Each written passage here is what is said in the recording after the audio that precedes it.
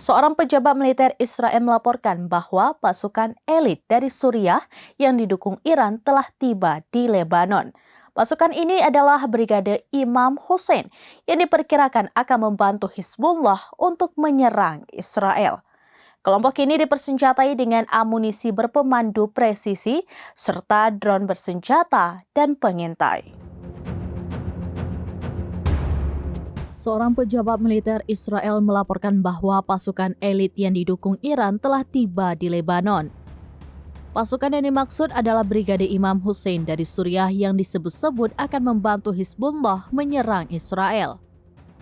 Dilansir dari Newsweek.com via Tribunnews pada Jumat 3 November 2023, juru bicara militer Israel, Avichai Adrae, mengatakan pasukan yang telah tiba di Lebanon berjumlah sekitar 6.000 orang.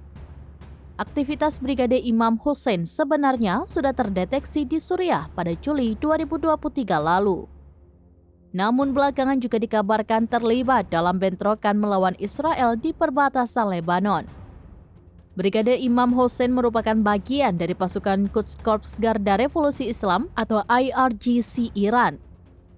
Organisasi tersebut didirikan pada tahun 2016 silam untuk mendukung pemerintahan Presiden Suriah Bashar al-Assad melawan pemberontak dan jihadis ISIS.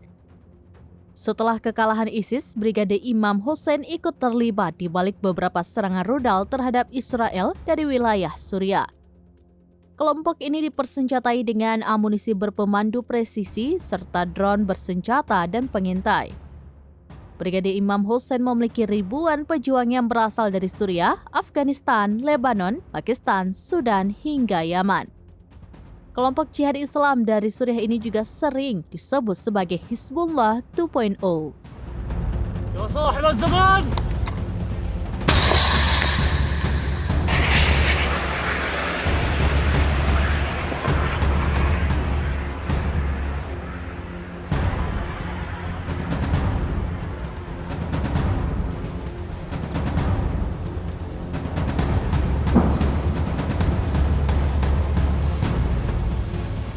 Demikian informasi terkini Syedaralun, saksikan terus beragam informasi lainnya. Coba like dan share seluruh akun serambinews.com. Download Tribun X sekarang, menghadirkan lokal menjadi Indonesia.